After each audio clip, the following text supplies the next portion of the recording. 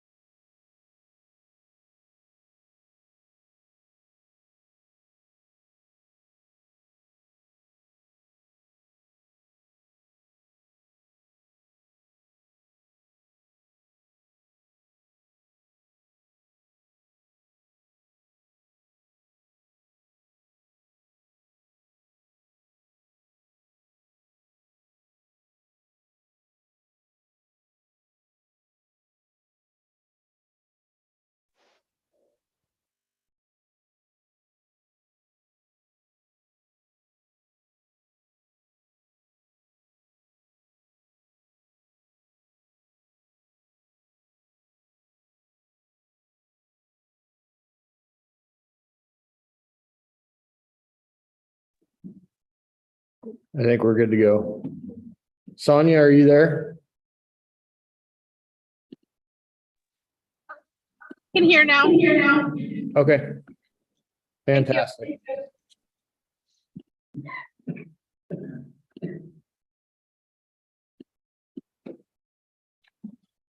We are ready anytime. All right. Call this meeting to order. Roll call, Sonia on Zoom with us, and Kelly is absent. Everybody else is here today. Give a motion to approve the agenda. I'll make a motion to approve the agenda. So moving seconded to approve the agenda. Any discussion? All those in favor signify by saying aye. Opposed?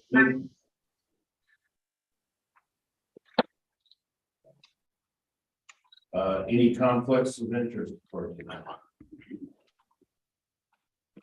None. We'll go ahead and receive any visitors that aren't scheduled already to speak. Anybody needs to speak to the board?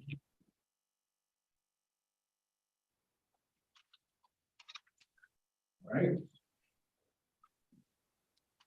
On to report. First up, principal's report. Stewart. How you doing? Good. All right, well, I'm Mike Marson, for those of you who have not met me before, and I'm the new incoming Stewart principal.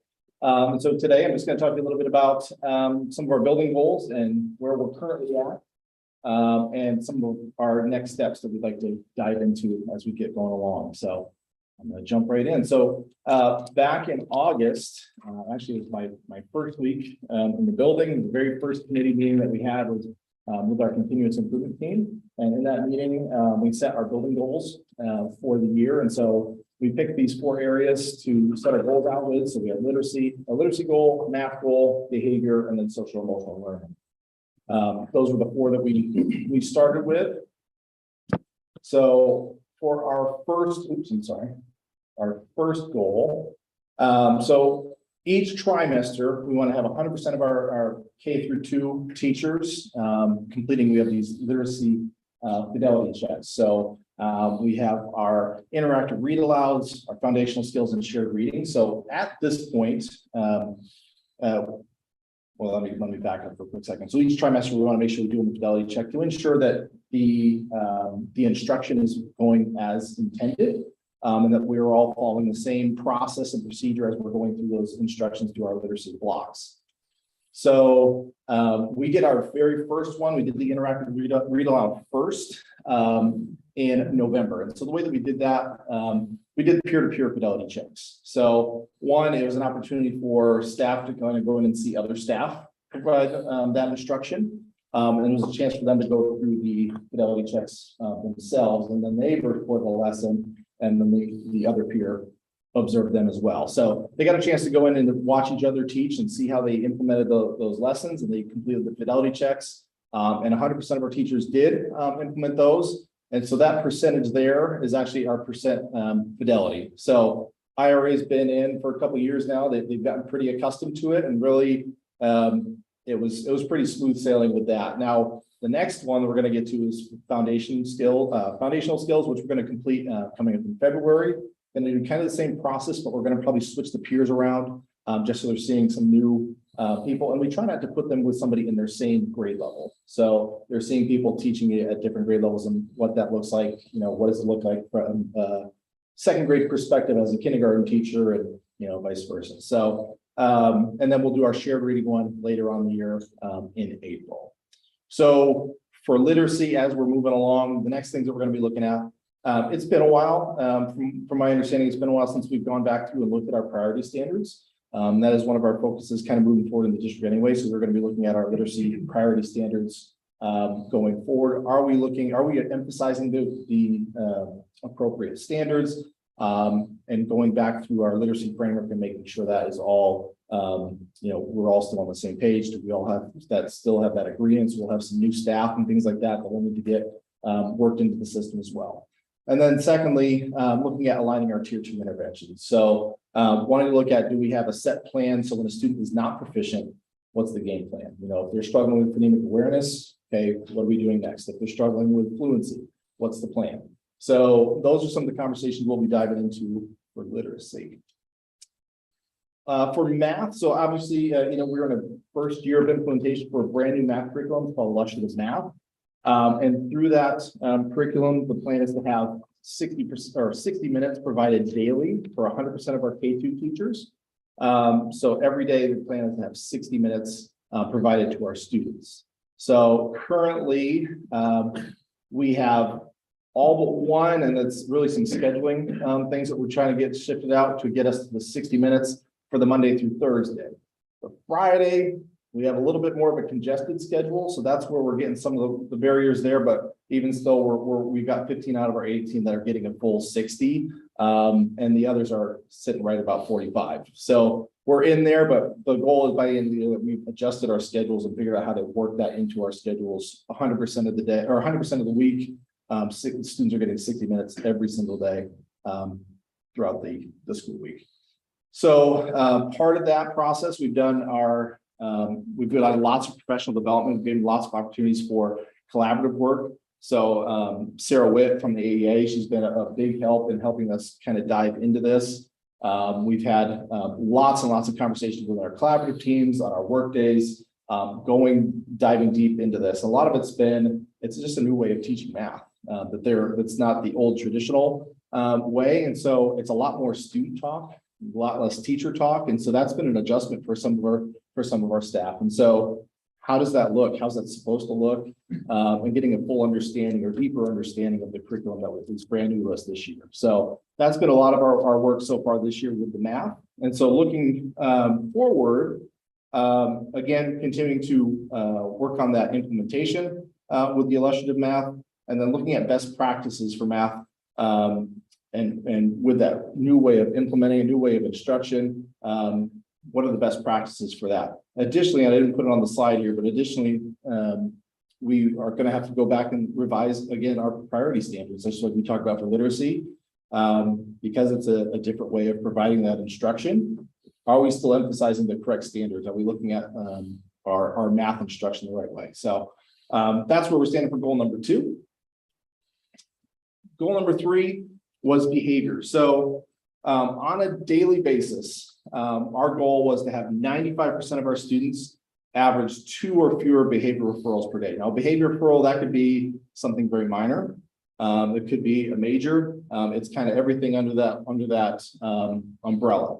So currently, we don't have a single student who's averaging 2 referrals per day. In fact, we don't have a single student who's averaging even 1 per day.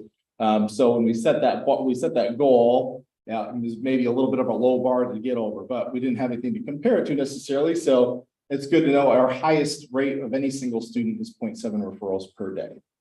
But to throw in a little bit extra perspective there, really, if you look at all of our referrals for the whole school year, we got, as of Friday, as of this past Friday, we had 803 minor or major referrals for the entire school year to date. And really 80% of those are coming from about 25 kids. If you break that down a little bit further, 12 students within that 25 are accounting for about 56.5% of the referrals within our building. So it's a small group that we're continuing to work through and provide plans and update services and supports that we can provide for those students. So it really is a small number. One number I didn't put up there either. I think we were at 89% of our students don't have a single discipline referral. So largely, if you look, the whole building, take that into perspective. Really, it's largely our kids are doing fantastic. Behaviorally, we don't have those issues. We have some plans that we're putting in place for a small select few as we're moving forward with behavior. So what's next? So we're continuing to refine our behavior response systems and our interventions that we have in place. We've got a tier 2 PBIS team that's gone to some trainings this year, and I really wanted that whole team to go. And so been fortunate that some of our administrators, ones in the rooms here, even have been able to step in and assist in the building so that we could have our whole team gone. But when that whole team's gone, that's our whole behavior response team. So we got to have somebody on hand to help. So I appreciate their help stepping in to do that.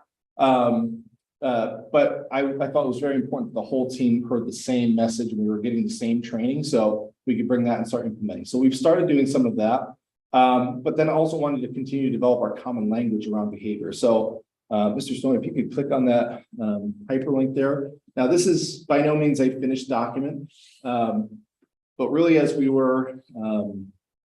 been talking, I want to honor some of the work that they've done previously, as far as PBIS, what things that they've implemented with CKH.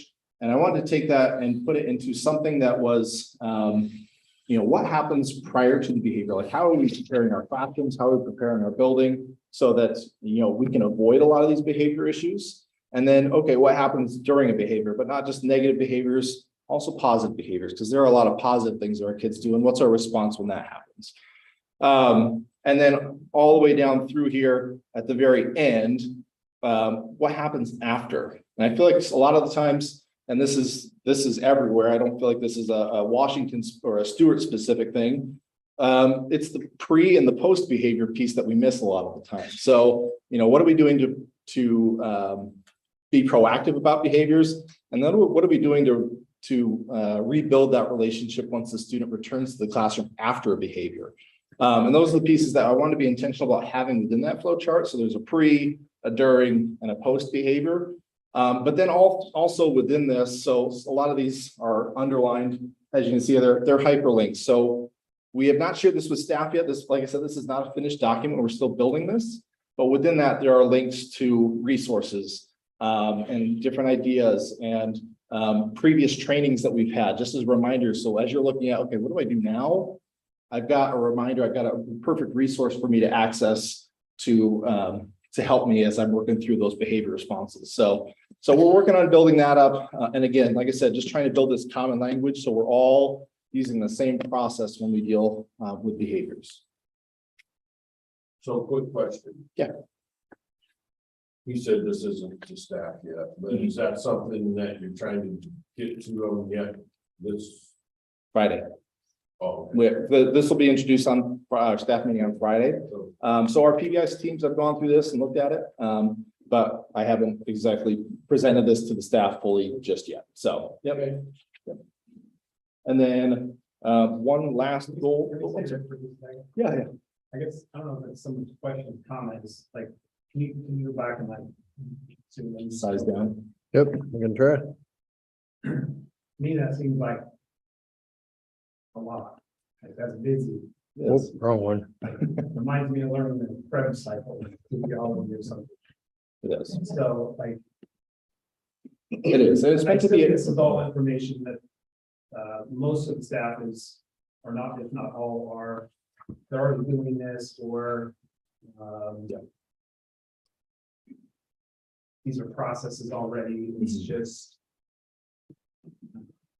putting it official, or I'm not sure what the term is, but is there any of this it's new to people, or is it just the way that it's None of this, together? none of this should be new. This is all stuff that we should have learned previously. I'm not gonna say there's stuff on here we probably don't need to go back through and look at again that we haven't necessarily talked about this year. But this all should be familiar. None of this is gonna be brand new training. There are things that they haven't seen before. So yes, so somebody who hasn't seen it before, this may look like, oh my gosh, what is all this? But again, I wanted to have something on here for a guide for staff. So it's not meant to be the end all be all, and it's not going to follow the same path every single time, but here's a resource and a guide to guide you through that process. I've got a behavior. What do I do now? And for anybody who's coming in brand new, here's how we respond when there's a behavior within the building. It's that common language that we're trying to build. And like I said, it's kind of a one-stop shop. So you don't have 10 different documents all over the place. It's all hyperlinked within the same document. So it is a lot. I don't disagree. Don't disagree. So we can go to goal number 4. So our last one was social emotional learning. And so last year we started implementing CKH, or I can't include myself in that, but last year the building started implementing CKH. And the one thing that they didn't feel like they had really firmed up by the end of the year was implementing the part of that common language is the hand signals. So, you know, if we need to take a time out, talk about our social contract, we need to check each other. Those were things that we use across our building. But feeling like that was something we could probably accomplish pretty quickly. We left this as a December goal. So I'm happy to report that, you know, rather informally, we did ask our certified staff, feeling like this is in use, and I hear it in use throughout the building, hallways, cafeteria, classrooms. Those phrases, those hand signals are being used around the building. But one area that we still need to firm up, and granted, we have had a lot of new hires with our paras, is getting them on board and familiarized with CKH and the hand signals and that vocabulary. But they are in the classrooms where that vocabulary and those hand signals are being used. So, so they are getting some of that, but officially getting them trained, that would be a future goal. So throughout the rest of this year, we are going to be adding in a new goal for SEL. And we just this week, we have our SEL focus in our collaborative teams, and our conversation has been around SEL and what that building goal is going to be. We have not finalized it just yet, so I don't have it written up here yet, but essentially it's going to revolve around having a daily practice for SEL. So recognizing, acknowledging the emotions of our students when they're coming into the building or in the afternoon after lunch, like how are they feeling? Are they upset? Are they mad? They need to have somebody to come check in with them so that we can, you know, help regulate them so they are ready to absorb as much learning as possible. So that is what, in general, what our goal will revolve around the second half of the year. And then moving forward, just looking to build up those tiered supports for SEL. So whether it's our counseling or our NEST program, continue to build those up and build those supports within our MTSS system. And then increasing our familiarity and usage of SEL competencies. And that's something we did do some PD on earlier this year. So that is where we stand with our building goals. Any questions? Going back to the lesson of math, being brand new first year. You said that it's taking some getting used to because it's a lot more student talk than teacher talk. Have you had really good buy-in from the staff with it? Yeah. Are they seeing better proficiency from kids and retainage and participation? So the proficiency, I'll answer that piece first. Proficiency, so we will have our winter screener. We did the literacy this week. Next week we'll be getting into the math. So we haven't done the winter screening to see where the growth is at. Math was already sitting a bit better than literacy was. So we'll see what kind of gains they've made there. As far as teacher buy-in, I absolutely think so. Just the conversations they're able to have with the students and the questions that the kids are able to ask and the way they were actually being able to put their thoughts into words and talk about how the numbers interact with each other. It's much more rich conversation about the learning. So it's not just, hey, memorize this algorithm and you're going to get the answer. It's actually talking through how do these numbers interact so I understand as I get to more complex math, how those numbers play together.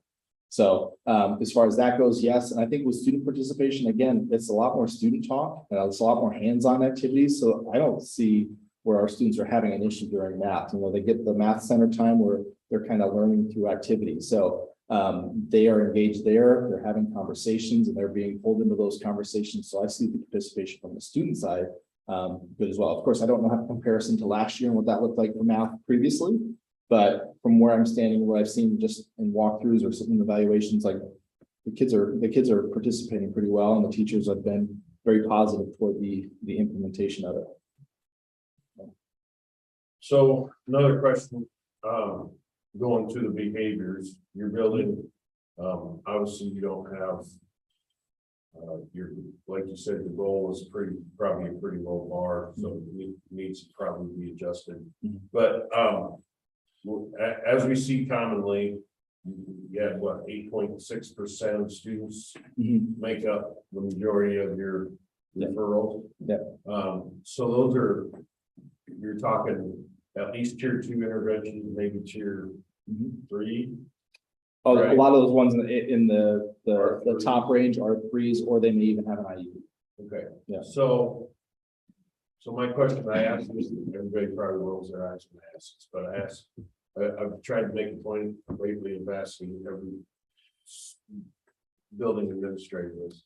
What is it that you feel coming from the board, from us sitting in this room, would be of the greatest help to you? Pie in the sky, if money wasn't an issue in dealing with those problems. Even though your building has a very limited number, right? Right.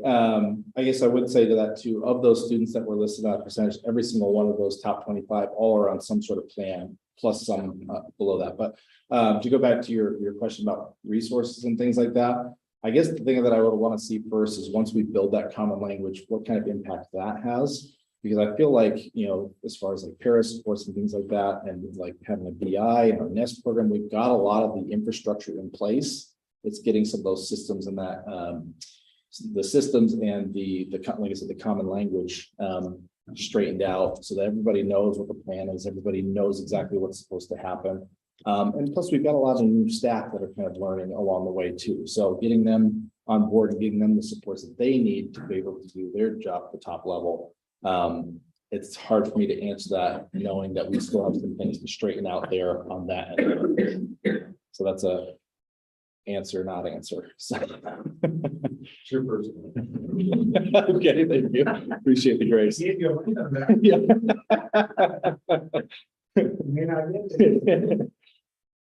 No, I think with on the chart, yeah, it might look overwhelming, but like you said, there's a lot of new staff coming in, and if they have to pull from 10 different sheets, it's just right there. I mean, it should get implemented that much quicker. Right. I like it. I don't really know what a hyperlink is, but apparently they do, so they'll be able to click that. You click on it and it shows what you need. That's awesome. Go back to the behaviors. He can, I don't have it. To the slide. They had a percentage of. Yep. Yeah, That one. okay, so I think that 6.8% of the 25 students that are K2 kind of referred to IEPs and then some type of behavior plan. I don't know, maybe we've been educated on this before that. So they're maybe new to Stewart, or they're newer to Stewart, to our school district, I should say. So how does someone work into the behavior plan? Like, how do they qualify? It's not probably the right word. How do they need that support? When is that identified? How quickly? That kind of thing. Yeah, so our tier 2 team meets every other week. And so within those meetings, within the time frame between those meetings, 2 weeks go by. Within those 2 weeks, if a student collects 5 or more referrals, that could be minors or majors, or a combination of the two. If they're at 5 or more, we run a report to see how many students are at that number, and that signals to us we need to go and have a conversation with the teacher and see what kind of supports we need to put in place.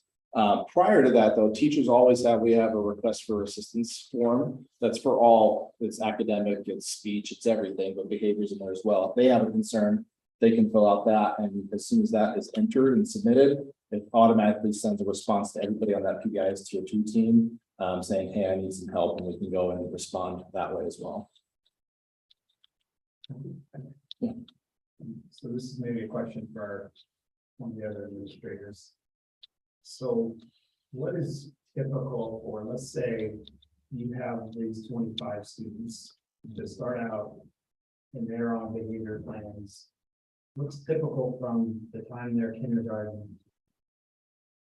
The time they're at the high school, like, are there, the growth and development, is this a students in and out, or is this something where, throughout their time period, the district that they're all like, It's, you can't really say, because for some kids, they're on a plan all the way through.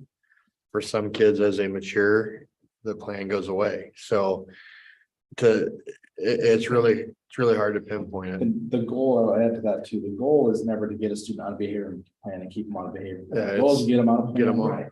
address it early so that you can get those behaviors straightened out. And that's not, it hopefully is not an issue. And we've had some students this year that were hitting just the minimum mark. We got them on an intervention. And I think 3 of them up to this point have gotten themselves off, and we haven't had any issues since. So that is the ultimate goal. We don't want them to be on behavior plan and stay on behavior plan.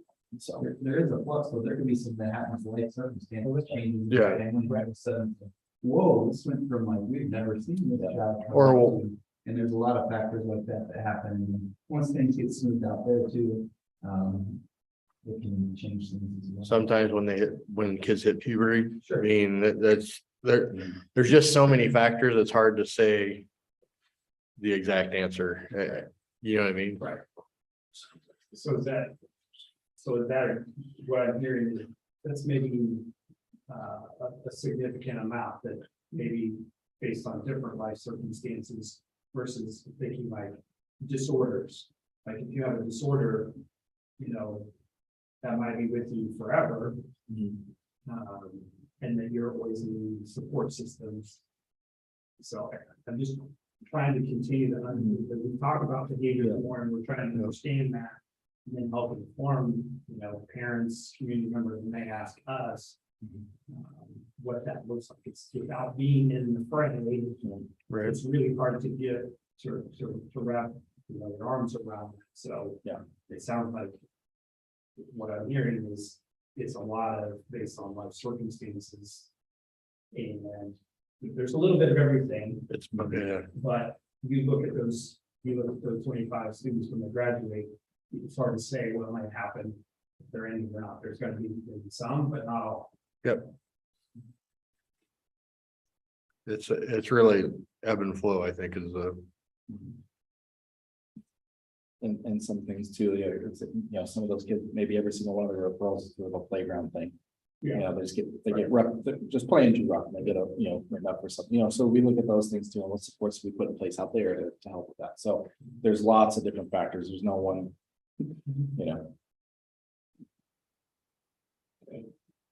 No questions. If you're saying they're not able to access on YouTube, that we're not on YouTube, you might have to check. Can't access it.